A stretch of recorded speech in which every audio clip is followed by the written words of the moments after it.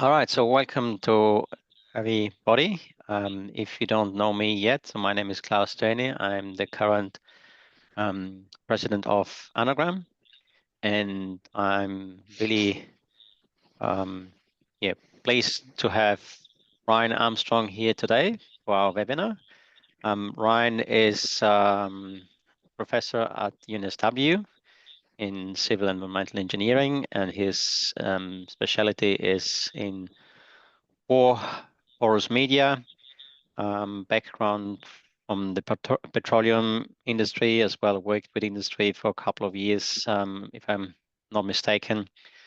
And yeah, he's talking about his work and his group at UNSW today, and give us a bit of an introduction about the multiscale transport in porous systems group at UNSW. I'm sure there's a lot of interesting research also that's relevant for our community in the granular mechanics space. So Ryan, thank you so much for giving up your time and presenting to this community.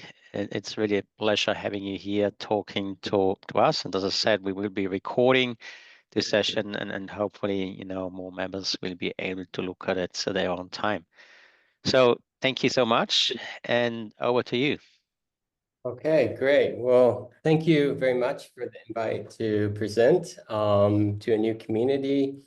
I think probably a lot of what we do is quite similar to what the granular media community does. Maybe some of the terminology we use is different, but I think there's must be a lot of crossover. I will talk about multi-scale approaches when looking at multi-phase flow in porous media, in particular looking at morphological evolution. So when I talk about morphology, it's the shape of the fluids and how they change as they move through the pore space. The title suggests that I will talk about fluctuations, but I decided to remove that part because it's a little bit disconnected from the morphological part, and it would make the presentation too long. So what I'll do to start off, let me get the slides working. Let's just give a brief introduction to my group. Get the laser pointer here. Okay, there we go. And give you an overview of some of the things we work on. In particular, I think nice thing about these type of communities is to build collaboration and connections. So I think before going into the details of one project, I can give you a bit of an overview of what we do to maybe help people make those connections with our group. So our research group is called MUTRIS, Multiscale Transport in Porous Systems is what it stands for. There's two of us that are the professors in the group, myself and my colleague Payman Mosihimi. We have a lecturer and 3 associate lecturers. Some of them are in School of Minerals and Energy Resources Engineering and some in civil. And there's about 16 PhD students that make up the group. Where we come from is the petroleum engineering side.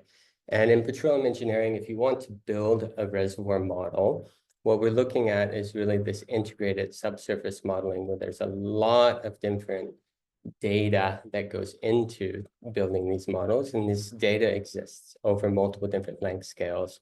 So starting at the very fine pore scale information, where you have the grains of, say, the sandstone rock, and inside those grains, how the fluids distribute themselves, and upscaling that up to explain the flow behavior under different pressures, and upscale that further to reservoir characterization, where some geophysical information goes in, and then including well testing and refinement, history matching of the model from production data. So there's a big integrated workflow that sort of is done in an iterative fashion. And essentially, when you start off producing from the reservoir, you know relatively a little bit about it. And towards the end of the reservoir is actually when you know the most information about your site.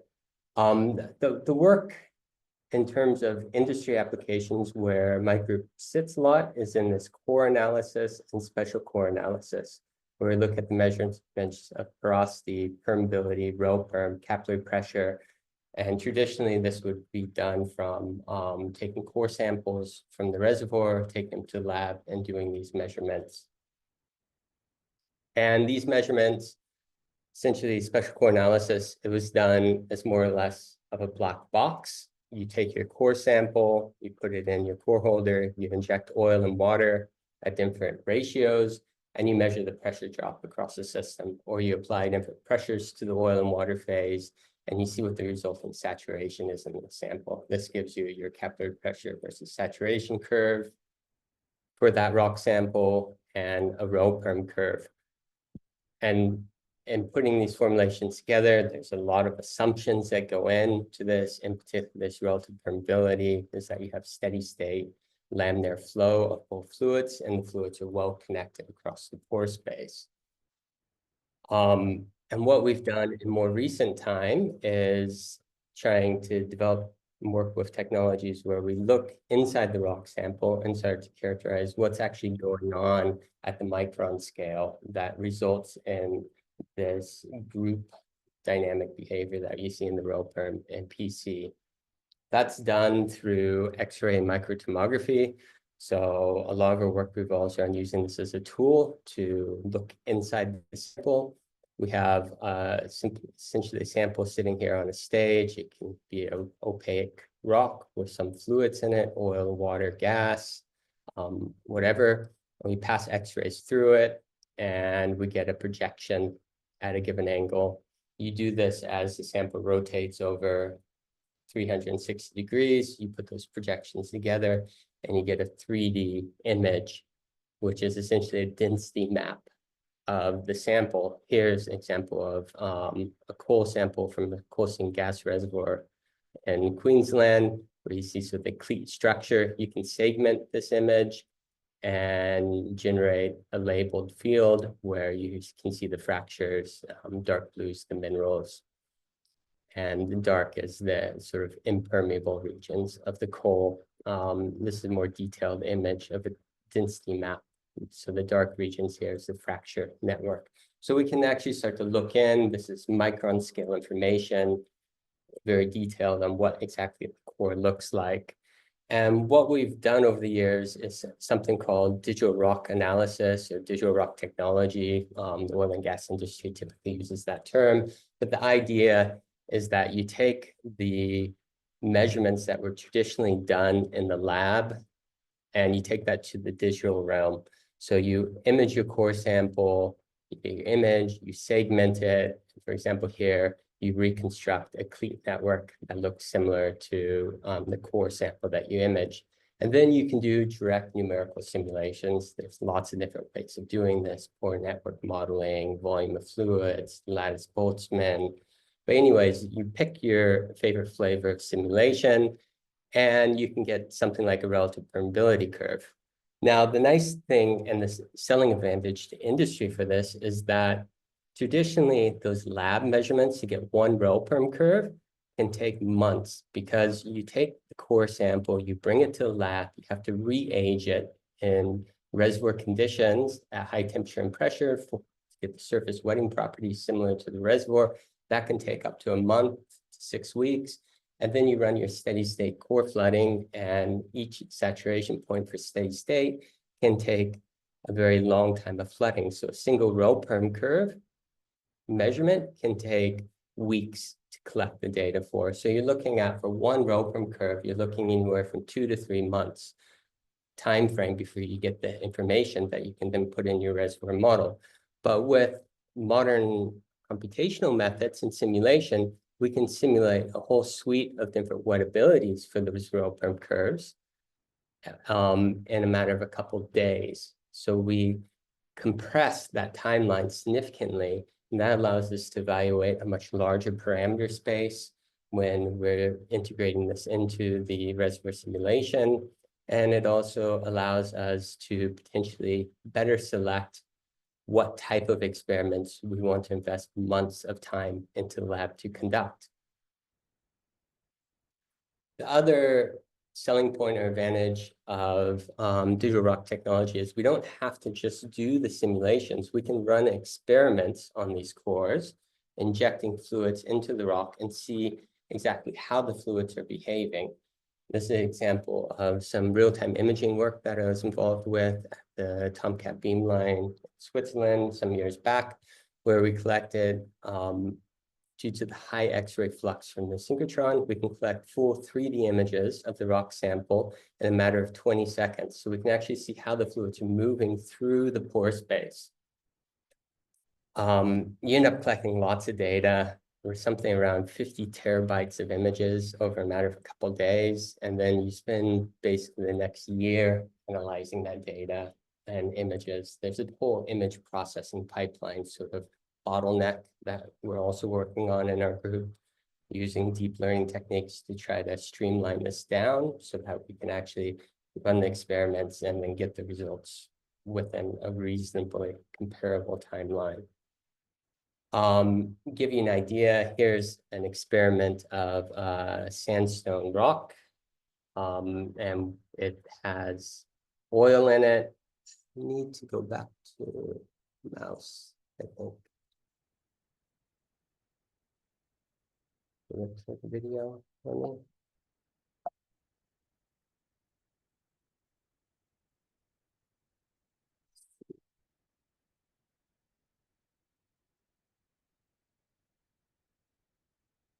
Okay, yeah.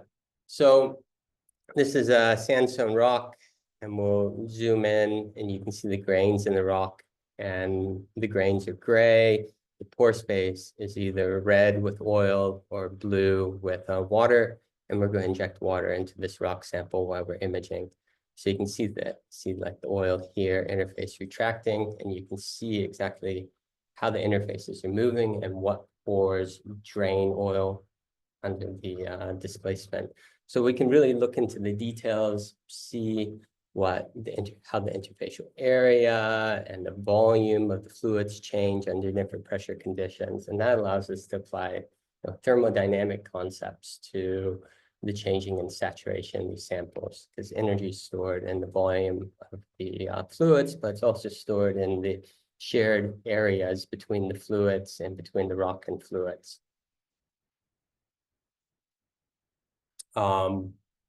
So we can go in and measure like the curvature of the interfaces, tell you something about the capillary pressure in the system. We can go in and measure the common line between the fluids and rock. And this yellow line here is the common line. We can walk along that common line and measure contact angles to understand the wetting properties of the rock. We can do imaging at reservoir conditions. We have cells here where we can, for example, for coal seam gas, where we can put a coal sample to coal seam gas reservoir-like conditions and recover methane from the coal and look at how the pleat structure and the rock changes. Basic sort of multi-phase flow phenomena we've looked at as well. So for example, relative permeability versus saturation under different capillary numbers. So capillary numbers are a ratio between the viscous forces in the system and the interfacial forces. So if we increase, for example, the flow rate, we increase the capillary number of the viscous force, and the rho perm for the same saturation goes up. And we can see exactly why that is in this image here. So these two samples have exactly the same saturation, but different capillary number. And we can quite clearly see the one on the right. This is the higher capillary number flow, and you can see how the non-wetting phase forms these sort of streamlined patterns through the pore space that are very well connected, and that connectivity results in higher relative permeability of the oil phase.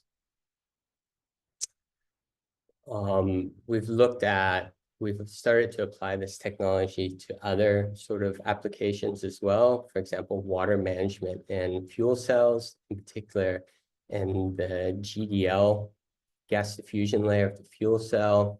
You have this porous material, and you want to be able to transport oxygen in efficiently, and oxygen combines with hydrogen and produces water. But you also want to get the water out of the GDL efficiently, or the whole GDL will flood with water.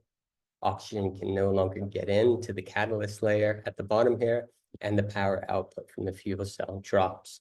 So you want to have efficient co-transport of oxygen and water through a porous material, and both these phases are immiscible. So we've done some modeling of this scenario with imaging and then Lars Boltzmann modeling to look at how water in the fuel cell accumulates.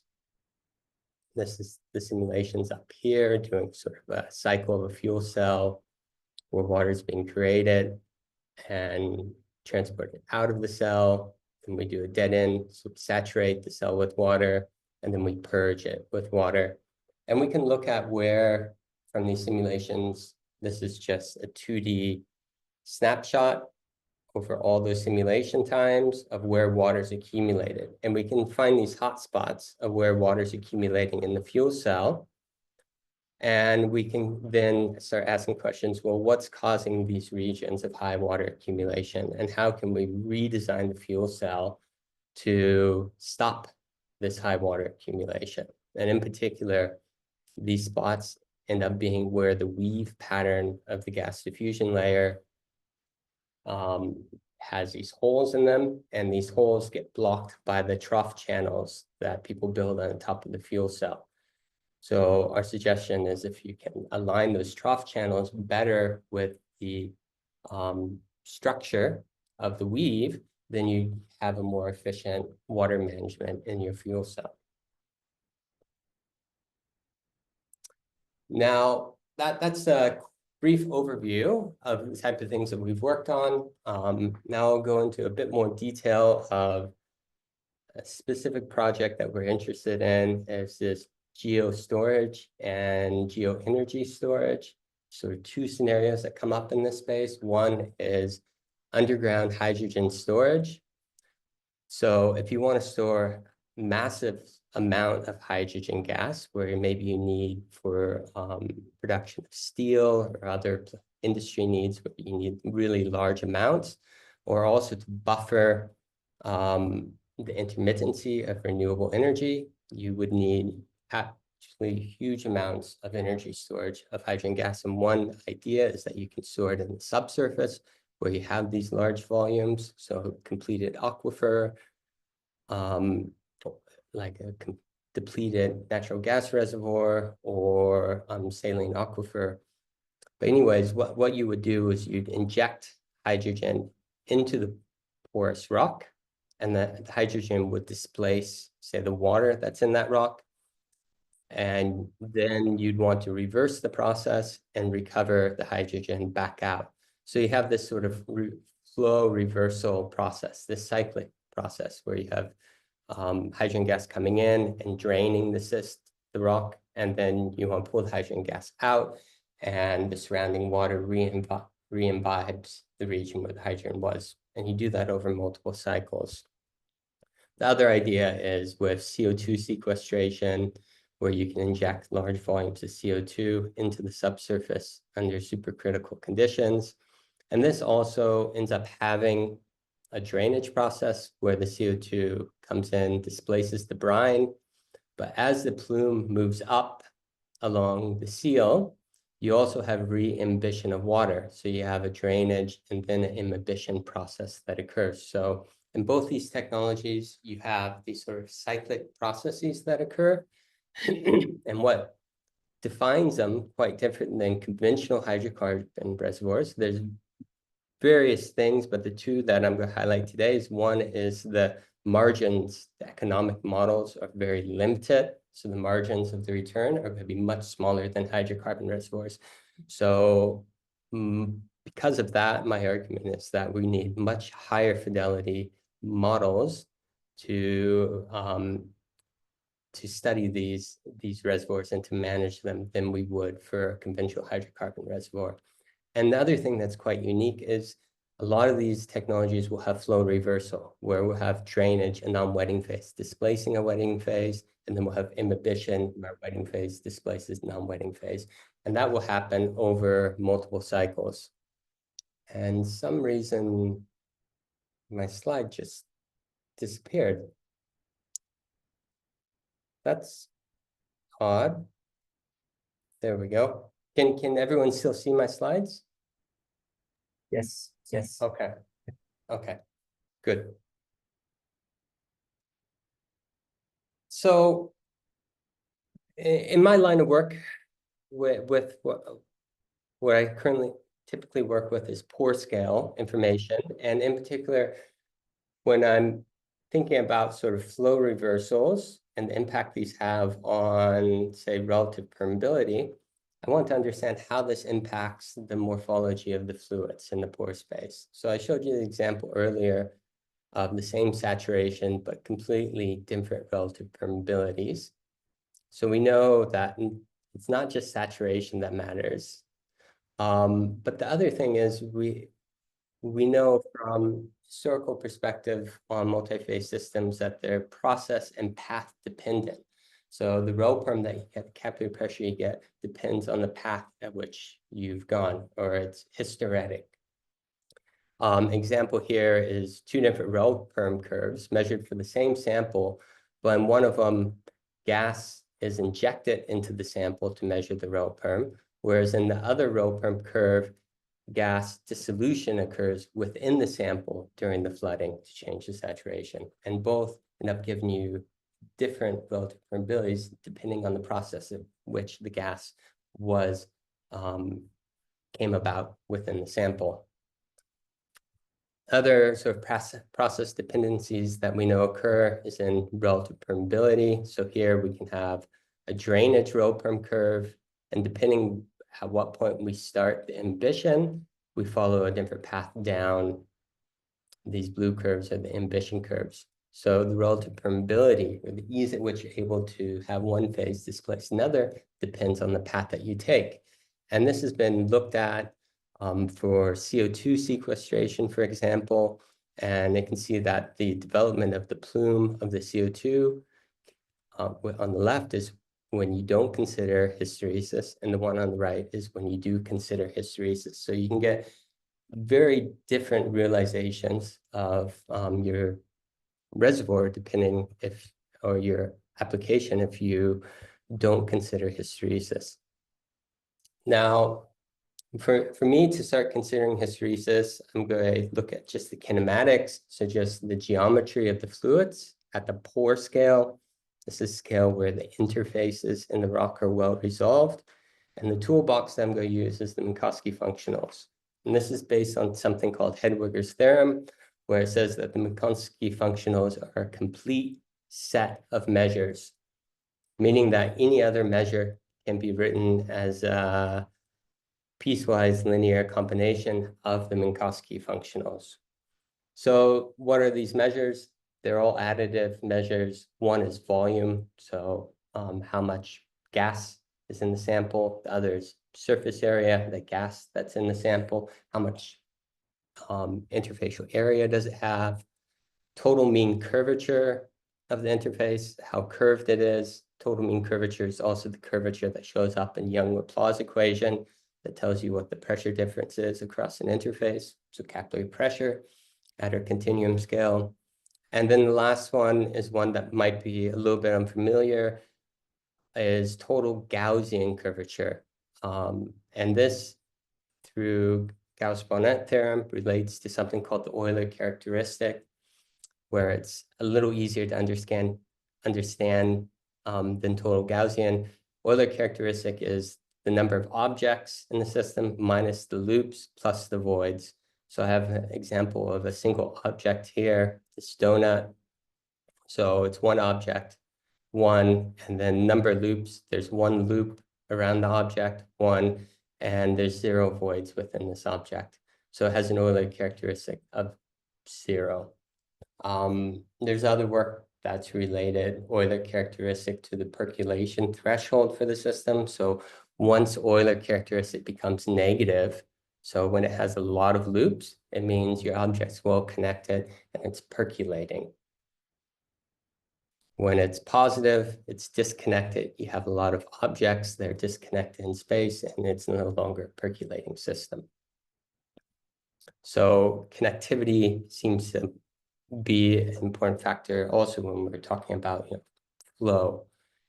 So we want to see if we can model or capture how geometry of morphology evolves. So this is just like a droplet of oil. In multi-phase flow, we can have snap-off where two oil droplets disconnect, or we can have coalescence where they form a larger droplet. This can be for slightly different shapes of coalescence and snap-off. We can also have maybe a puncture that occurs where a solid sphere becomes a donut. And show you an example of what this looks like in a real flow scenario. We'll look at the non-wetting phase here flowing through a porous sample. And we can see like a snap-off event will occur here. And we'll have recoalescence here, so we form a new loop. So as the fluid moves through the pore space, its connectivity is slightly changing. It's breaking apart, forming new connections. And a lot of the work that I'll show here is work that's done with me with a postdoc in my group, Mohammed Abade, and he's done a lot of the hard work on the simulation side of all these things.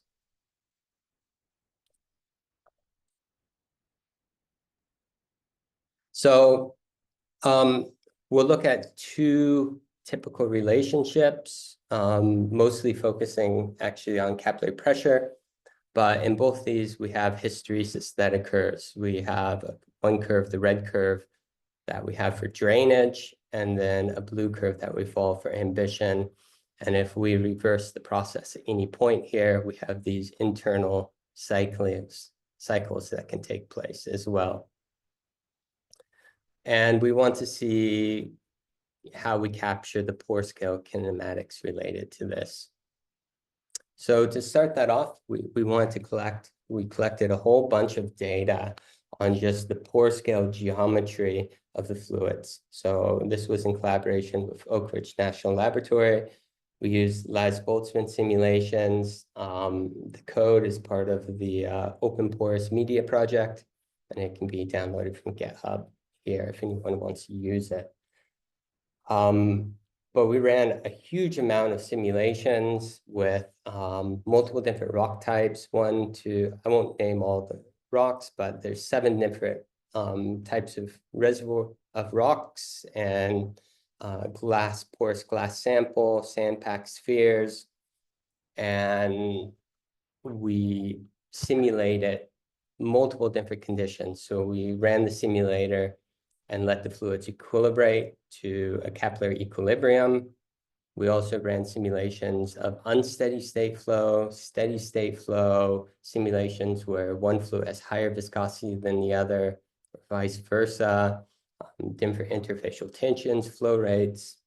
And we collected somewhere around 250,000 different fluid configurations, so different unique morphologies. And then we start studying these morphologies, in particular looking at hysteresis. So J here, just assume this is capillary pressure. We write it in terms of mean curvature as J. But anyways, it's basically capillary pressure and saturation. So you can see for this one sample, you have a number of different curves that can exist depending on sort of how or where you start to do the saturation change in the system. Now, that means that for any given saturation, we can have lots of different capillary pressures in the system. So it's not a unique characterization just looking at just saturation. So if we take just all these points and consider the other morphological measures like capillary pressure and the specific interfacial area between the water and oil, we can see that we also don't get a unique relationship. Because, for example, here and here, we have the same capillary pressure and the same specific interfacial area, but the same saturation and the same specific interfacial area, but different capillary pressure. And what that seems to be due to is the oil-like characteristic, the connectivity of the fluids in the pore space. So it seems to be a hint that, okay, well, we actually need all these morphological measures to fully characterize the state of the fluids in the system.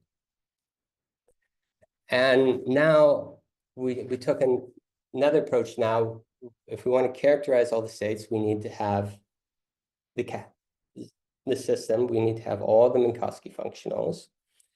And now we want to understand how those Minkowski functionals maybe relate to each other, or how one functional could be modeled based on the evolution of the other ones. And there's this formula called Steiner's formula that identifies relationships between the Minkowski functionals. And this is the equation here. This is basically on the left side, the change in volume can be written as some linear combination of the other Minkowski functionals. So the very simplest example you can have is you have a fluid body and you roll a small ball of length scale r over that fluid body and you extend its interface. So the volume increases. That change in volume can be written as a linear combination of what the surface area of this original fluid body was, its curvature, and its Euler characteristic. And the change in volume depends on that and these coefficients, alpha, 1, 2, and 3. So we thought, okay, well, let's rearrange this and use it to maybe predict Euler characteristic based on the other Minkowski functionals. And let's see if we can find what these coefficients alpha are. But before we do that, we're going to do one trick and apply Buckingham pi theorem, which allows us to remove one unit of length. So when we non-dimensionalize Steiner's formula, instead of having 3 variables, now we're able to have 2 dimensionless variables, y1 and y2. y2 is the area cubed divided by the volume squared, and y2 is the mean curvature of the object times area divided by the volume. And we can write this as a global relationship, y1, y2, and Euler characteristic, which is dimensionless itself. So these are all dimensionless forms. And we're saying this should result in some global relationship or surface in space that can define our system. And to find that surface in space, we use something called a generalized additive model.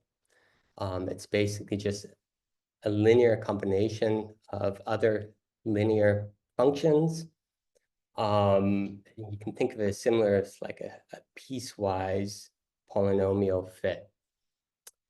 And we've fit that to all of our 250,000 geometric states, and we find that we indeed get a very nice fit, high R squared of 0.975. We also tested that for each rock individually or each scenario individually, and there was very good fit over the different classes. It wasn't just that one small error was hidden under the large number of fluid configurations. So I think this R squared was quite representative.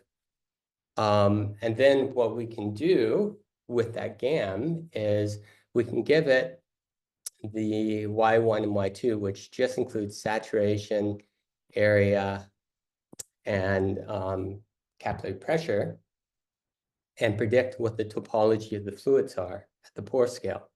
So this is just an example of what we get from the last Boltzmann simulation in blue for a drainage ambition cycle, and then what the GAM function would predict for that same drainage ambition cycle. And the only inputs are the volume fraction, which is the saturation in the system, curvature, which is the capillary pressure. So it's getting close to fitting within our standard continuum phase or continuum scale model for two-phase flow.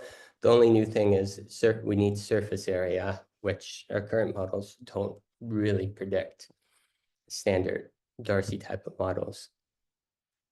But anyways, we can probably get surface area. I won't go through the details of that.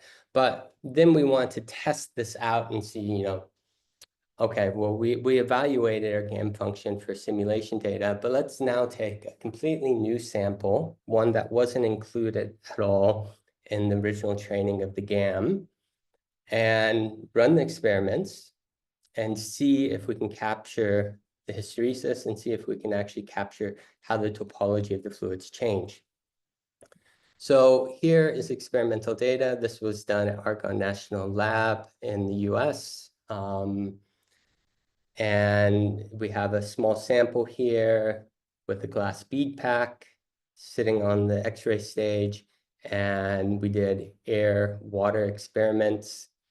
And we do basically a drainage curve, ambition curve, then we do drainage again. And then before going all the way through drainage, we reverse the flow and go down for ambition and then reverse it back up for drainage. And one unique thing about this hysteresis internal curves, which is very interesting, is they have something that's called return point memory. So at this point, if we start the internal cycle, even though we go all the way down to this point, when we reverse it, it goes back up to the point at which it started. So it seems that there's this long-term memory as well, or this return point memory system that occurs, which is very interesting. And we'll see that that return point memory actually occurs for all of the Minkowski functionals. So with this new experimental data, we're able to generate 3D images of exactly what, say, the gas in this case looks like within the glass bead sample shown here. And then we can measure the capillary pressure, saturation curve, specific interfacial area versus saturation.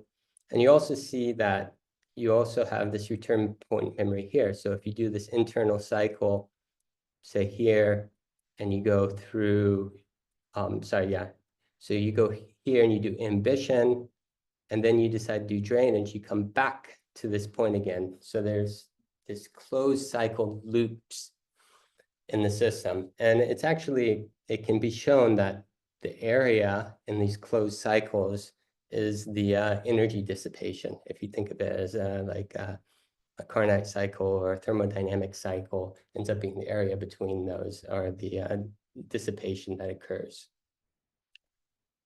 So we start to look at the path dependency nature of these systems. So we basically have two experiments here. One is we start at point A and we do drainage all the way to the end to B, and then we go down through ambition to C. The other experiment is that we go from A and we start a hysteresis cycle here, and then we go down to C. So both of these end up at the exact same capillary pressure, but we took a different path to get there. And if we look at just the work applied to the system and the work recovered, we see, so the work applied, for example, from A going up to the hysteresis is the work that we put into the system to get here. And then during ambition, we recover some of that work. So it goes back to here. And we can see that the actual work put into the system for C and C prime are slightly different. So also the energy dissipation along those paths would be different. So is there a morphological measure that captures this?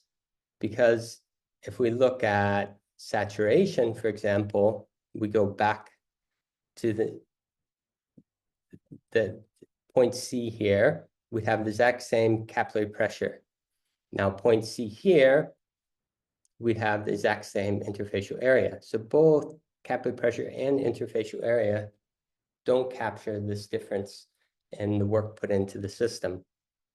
But what we find is that the Euler characteristic actually is the one measure that captures this. So here we have our drainage curve. So the experimental data is the slightly transparent points. We have the drainage going down all the way and then back up to point C here. And we'd have a highly connected non-wetting phase. Now, if we do the process, we go here and then we go up to that saturation point, we get here and it's less connected. So the connectivity of the fluid is different. And that seems to be correlated to the difference in the energy dissipation occurred between those two paths. So Euler characteristic seems to capture this unique difference. The other thing that we want to do is see if we can capture this behavior with our GAM. So our GAM function has the volume of the non-wetting phase, the interfacial area of the non-wetting phase, and the curvature in the system.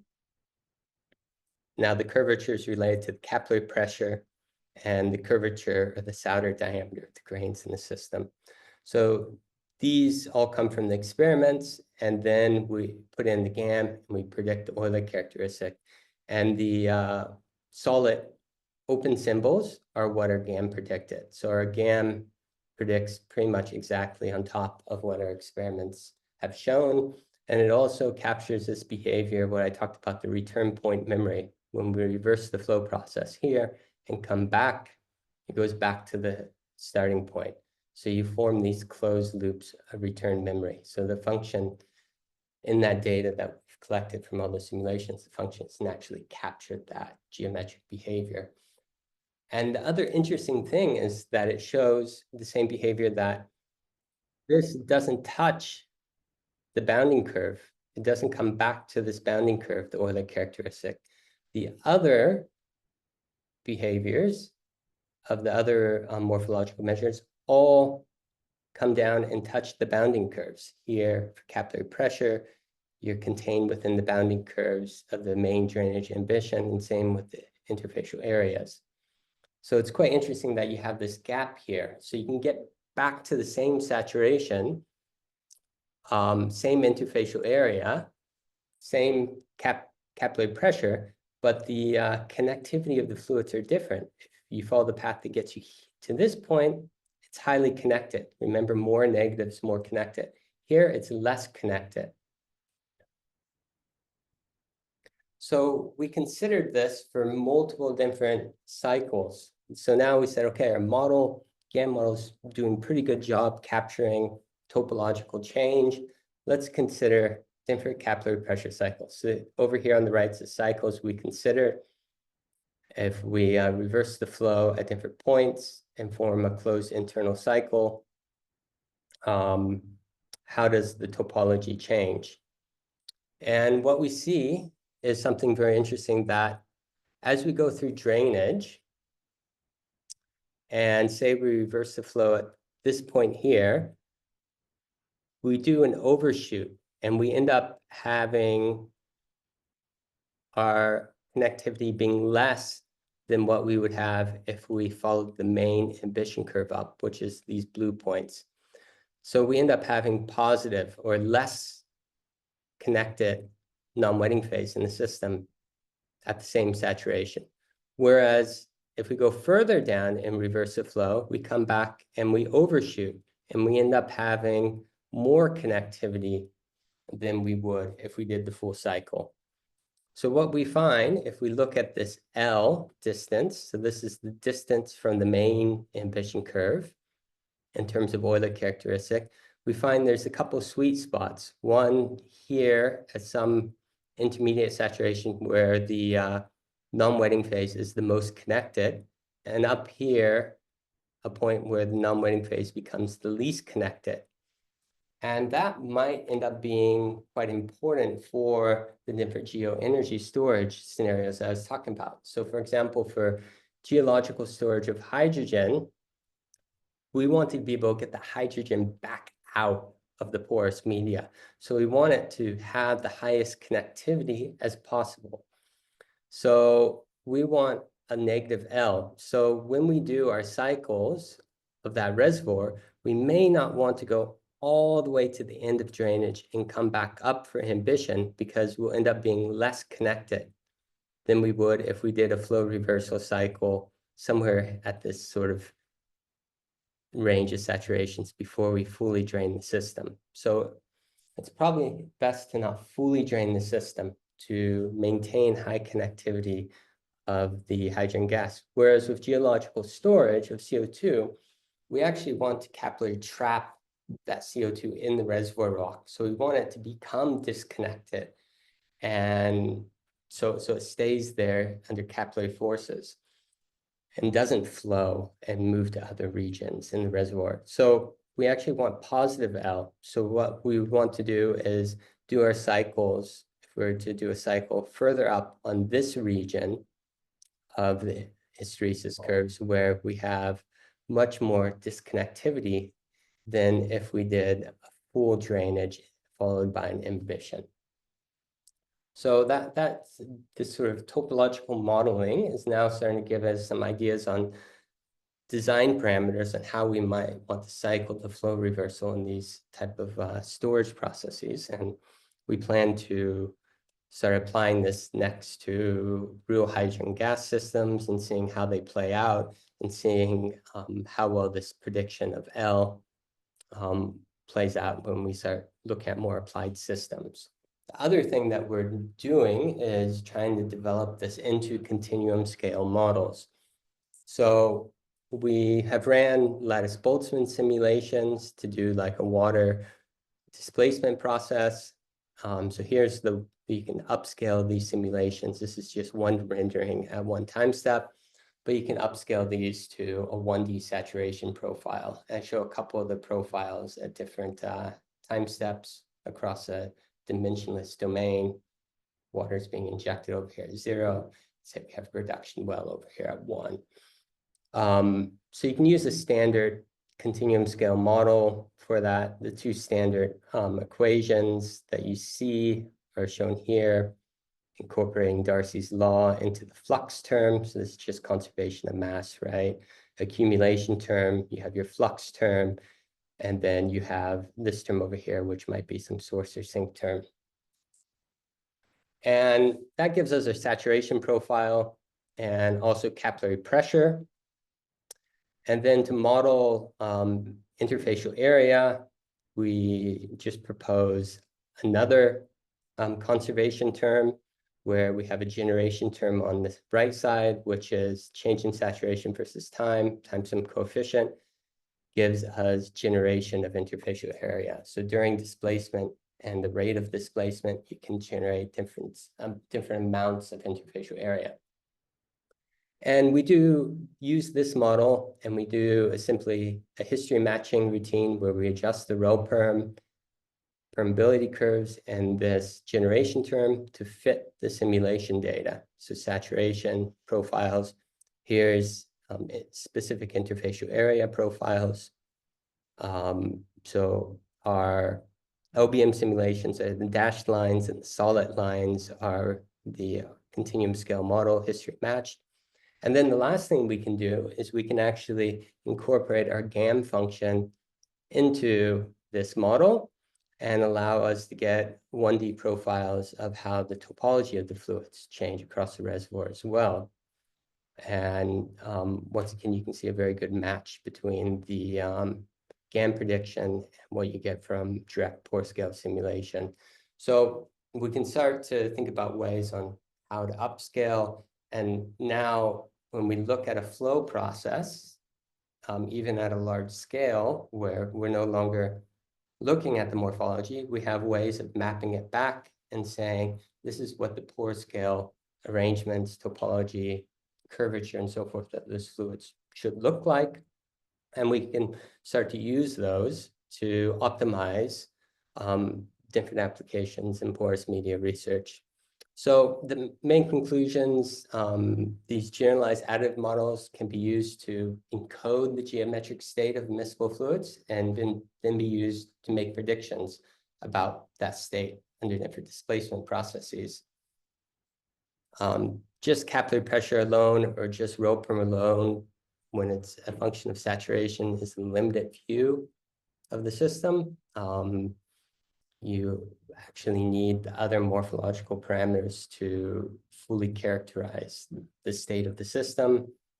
Topological evolution during multi-phase flow can provide new insights and potential on how you might cycle injection and withdrawal in a reservoir. And these predictive models for topological evolution haven't been done before in porous media research. So we think they're a new novel contribution to the field. There's some recent works if you want to follow this. We have physics of fluid paper, transport porous media, and this paper here that's currently under review, but its preprint is available through Authora, I think. So yeah, thank you. That is where I'll end. And yeah, I think I still have some time for questions as well. Excellent. Thank you so much, Ryan. Very interesting talk. And I can see a lot of parallels with what colleagues are doing in, run-of-mine material, especially looking at morphology. So many of us look at, morphology of grains. And in your case, it's kind of the inverse. So you look at the morphology of the pores, just quite interesting. So I can see lots of parallels there. Yeah, we have some time for questions. So if there are any questions from the audience, just unmute yourself and speak up. We want to keep recording and Klaus? Yeah, we can keep recording. Okay. I'm sure Itai will ask question because that's what he's doing, been doing as well. Oh, I wish I was doing these kind of things, but no. Ryan and I know well, so I have in my head a couple of question, Ryan. This is just amazing what you're doing. I have a philosophical question and one more practical question from the field of geomechanics. Let me start with the practical question. When we do things in geomechanics, we also want to see the effects of the capillary pressure on the mechanical behavior, so the hydromechanical coupling. So I'm just like wondering how you see your framework fitting within that type of objective.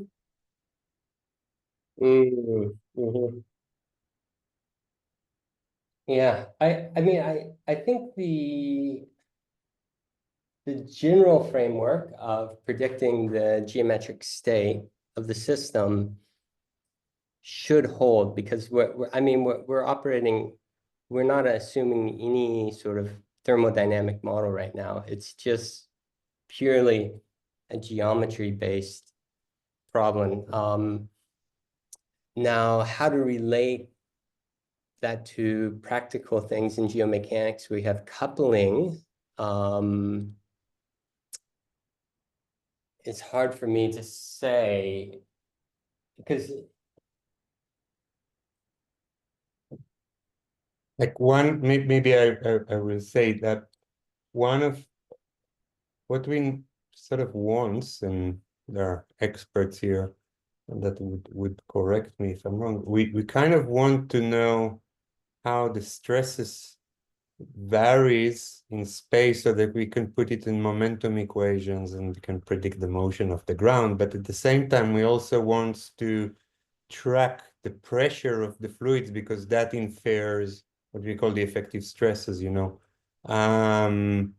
as well. And we sort of need transport equations. So any of these pieces, have you looked at them? I guess the transport is something you do naturally of the fluids, right? Geometrically. Yeah, the transport equations, and we've done work on relating the geometric state to things like relative permeability of the system. That affects in there, yeah. So how the mechanical shear and the mechanical dissipation comes about depends on the inherent geometry of the pathway through which the fluids flow. And that ends up being essentially like a geometric shape factor. And that shape factor is related to the Minkowski functionals.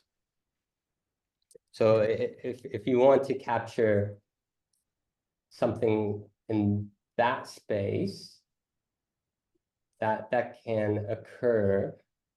I'm thinking though, I mean, it becomes a bit different because for you, I mean, your grains and everything can move around as well, and the capillary pressure. Oh, it could be in rock. I'm interested in mechanics in a general sense of things, right? So I think rock is fine. We know that we know that fluids affects the response of a rock and its strength, and we know that it also carries momentum. So think that it's agnostic of the material.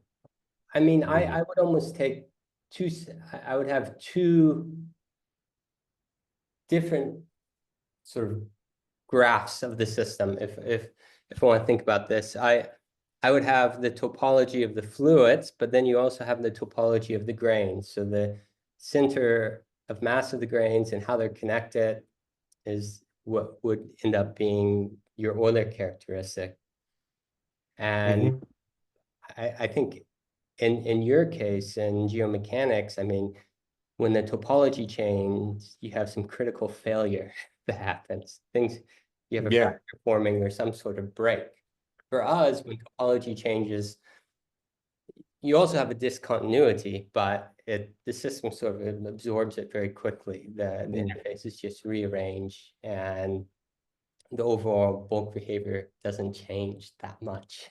So in some way it's buffered by the ease at which the fluids move.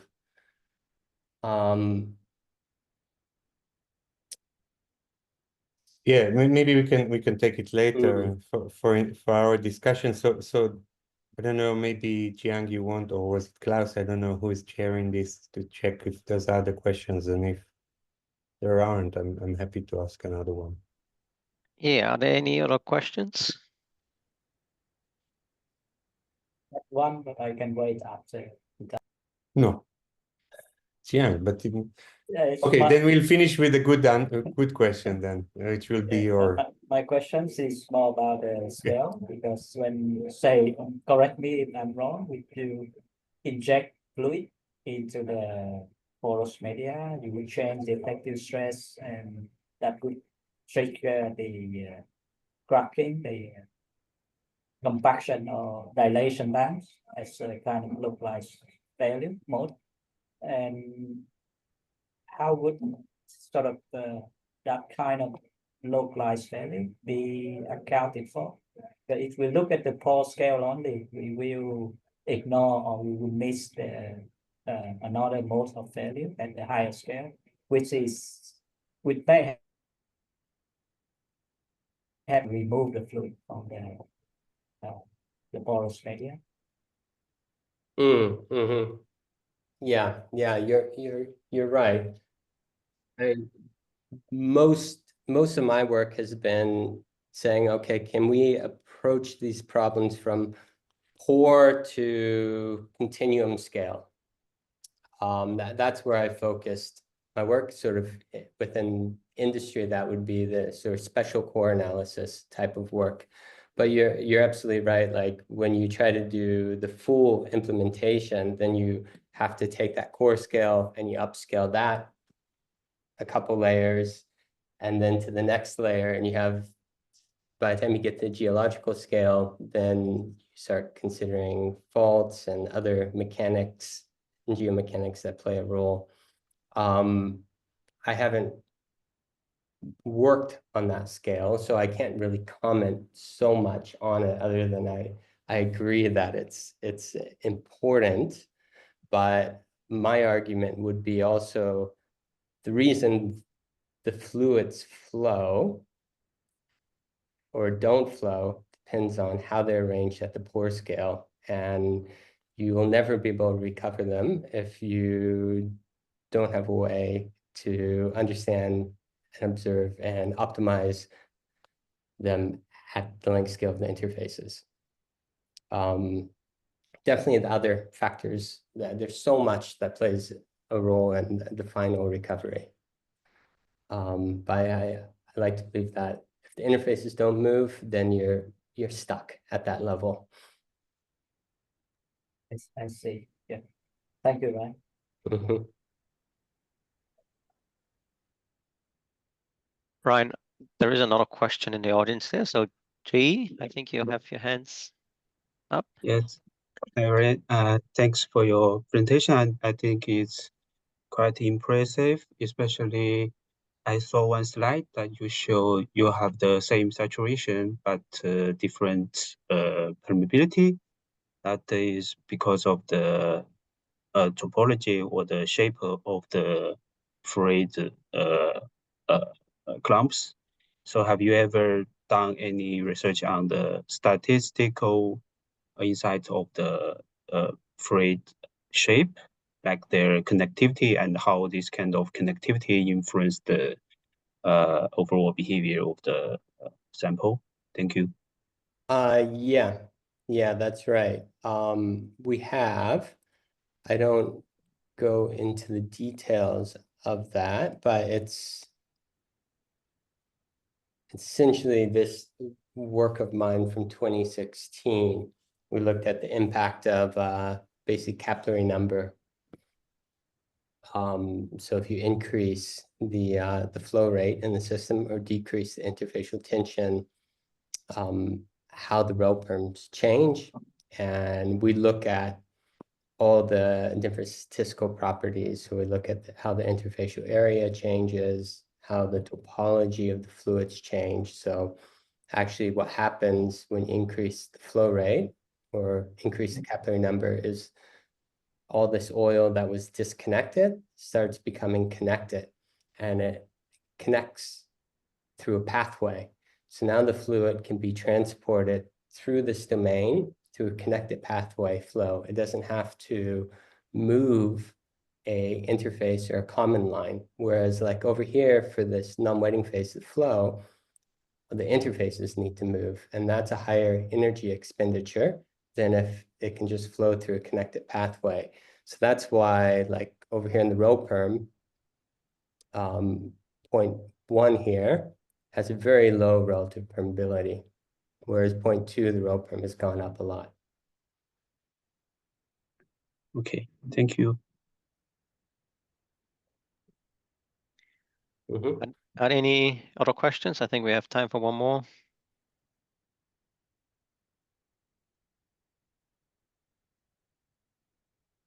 Otherwise, Ita, you want to ask your last question? I think I answered it myself. I just want to say again that I love the work. It got me to think, so that's why. But I think I have an answer, so there's no. Maybe you can make a philosophical statement then, because you said you had a philosophical. Yeah, it was a philosophical statement, but then I'm kind of like, I think I just didn't formulate the philosophy correctly in my brain. I can say what I thought, but then I can say how I answer it, because in my mind, and I think that's the same problem, that I come from a different objectives and I'm used to a different objective out of a framework, and my question was about the necessity for high fidelity information about geometry. If anyway, at the end of the day, I need that information to go to things that infer effects on, the capillary pressure and things like that. But in fact, I think that your work is very important, because beyond just that, so like I don't need this high fidelity information, I think, always, especially since I don't have access to it in the field, right?